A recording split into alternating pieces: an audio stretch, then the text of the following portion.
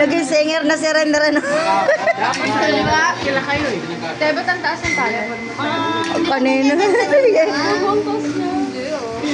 Tama lang yan. Kanina nga, muntik mo. Kanina pa kayo sa ulo. Kanina nga, muntik mo na punuin eh. Ayan nga ilalagay. Kahit yung nagkagayon. Mapapaal pa natin. Ay, sige, ay bala. Parang Kung ay sayo po.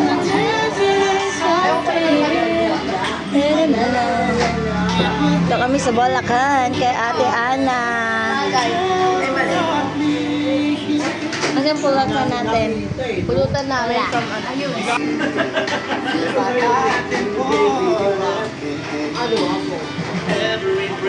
Nag-uwian na yung mga bisita. Kami na lang yung natira.